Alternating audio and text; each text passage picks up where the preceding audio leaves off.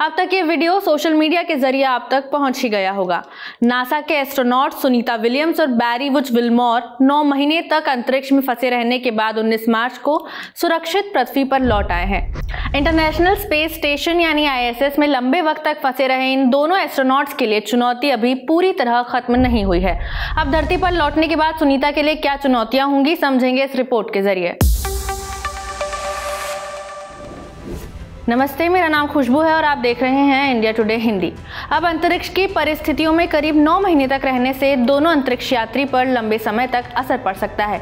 यह असर 2 तरीके का हो सकता है, शॉर्ट टर्म और लॉन्ग टर्म। शॉर्ट टर्म प्रभाव में सबसे ज्यादा चिंताजनक है हड्डियों और मांसपेशियों की कमजोरी, क्योंकि ISS पर माइक्रोग्रेविटी होती है। इसका मतलब है कि किसी वस्तु पर गुरुत्वाकर्षण का प्रभाव बहुत कम या ना के बराबर होता है, जबकि धरती पर गुरुत्वाकर्षण लगातार मांसपेशियों और हड्डियों को एक्टिव रखता है, जिससे नेचुरल रेजिस्टेंस मिलता है।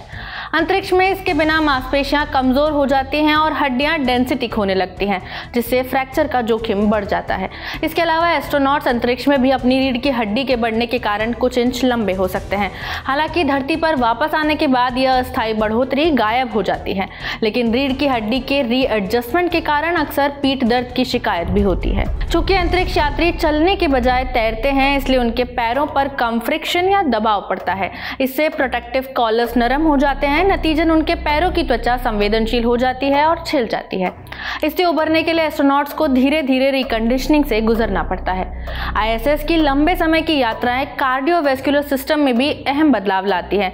जैसे धरती पर ग्रेविटी शरीर के तरल पदार्थ जैसे कि ब्लड, पानी और लिम्फ को नीचे की ओर खींचता है, जिससे वो समान रूप से वितरित रहते हैं। हालांकि माइक्रोग्रेविटी में कोई गुरुत्वाकर्षण खिंचाव नहीं होता, जिससे तरल पदार्थ सिर की तरफ ऊपर की ओर खिसक जाते हैं। इसके चलते चेहरे पर सूजन, नाक बंद होना और सिर के अंदर दबाव बढ़ जाता है। साथ ही शरीर के निचले हिस्से में तरल पदार्थों की कमी हो जाती है, जिससे अंतरिक्ष यात्रियों के पैर पतले और कमजोर दिखाई देते हैं। इस घटना को puffy head bird leg syndrome कहा जाता है।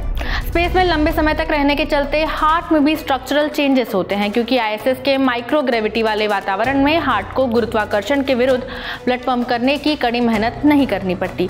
इस कम वर्कलोड के चलते ही ये स्ट्रक्चरल चेंजेस होते हैं। हालांकि हार्ट साइज में बदलाव से तत्काल तो कोई स्वास्थ्य जोखिम पैदा नहीं होता, लेकिन यह हार्ट की पंपिंग कैपेसिटी को कम कर सकता है, जिससे धरती पर लौटने के बाद हार्ट रिलेटेड डिसीज का जोखिम बढ़ सकता है।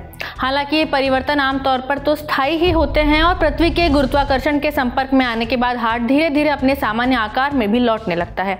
अब इसके लॉन्ग टर्म असर की बात करते हैं। Space high energy cosmic radiation के खिलाफ कोई स्वाभाविक सुरक्षा प्रदान नहीं करता। अंतरिक्ष यात्री सूर्य से आने वाले हाई लेवल के रेडिएशन के संपर्क में आते हैं। इसके लेवल को आप इस तरह से समझ सकते हैं कि स्पेस में रहने के दौरान रोजाना लगभग एक चेस्ट एक्सरे के बराबर है। सोचिए कि करीब 9 महीनों में सुनीता विलियम्स को लगभग 270 चेस्ट एक्सरे के बराबर रेडिएशन का सामना करना पड़ा होगा। लंबे समय तक इतने रेडिएशन के संपर्क में रहने से इम्यून सिस्टम कमजोर हो सकता है, टिश्यूज को नुकसान पहुंच सकता है और रेडिएशन दूसरी बीमारी और कैंसर का खतरा बढ़ा सकता है। अंतरिक्ष में 9 महीने रहने के बाद दिमागी स्वास्थ्य पर भी खासा असर पड़ता है। ISS हर 90 मिनट में धरती की परिक्रमा करता है, जिससे एस्ट्रोनॉट्स रोजाना 16 बार सूर्योदय और सूर्यास्त देख पाते हैं। इससे उनकी सर्केडियन रिदम या बायोलॉजिकल क्लॉक बाधित होती है और उनकी नींद पर बुरा असर पड़ता है। इसके अलावा बंद जगह में लंबे समय तक रहने से पर्सनल स्पेस और सोशल कांटेक्ट की कमी मेंटल हेल्थ को प्रभावित कर सकती है। समय के साथ ये स्थितियां डिप्रेशन, चिंता और कॉग्निटिव फंक्शन में कमी का कारण बन सकती हैं। लेकिन एस्ट्रोनॉट्स दिमागी रूप से मजबूत और सबसे हेल्दी इंसानों में से एक माने जाते हैं। उदाहरण के रूप में देखें तो एक मिशन पर स्पेस में लंबे समय तक रहने वाले सोवियत एस्ट्रोनॉट वालेरी पोलियाकोव ने अंतरिक्ष स्टेशन मीर पर लगभग 437 दिन बिताए। जब वो धरती पर लौटे तो उन्होंने सोयूज लैंडिंग कैप्सूल और पास की कुर्सी के बीच की छोटी दूरी को खुद ही चलकर तय कर लिया। जबकि होता यह है कि लंबे समय बाद स्पेस से एस्ट्रोनॉट की वापसी के बाद उन्हें चलने फिरने के लिए सहारे की जरूरत महसूस होती है। अब सुनीता विलियम्स ने एक बार फिर साबित कर दिया है कि इंसानी साहस से ब्रह्मांड में असाधारण उपलब्धियां हासिल की जा सकती हैं। सुनीता विलियम्स की स्पेस जर्नी को लेकर आप क्या सोचते हैं, हमें कमेंट बॉक्स में बता सकते हैं। वीडियो में इतना ही, शुक्रिया।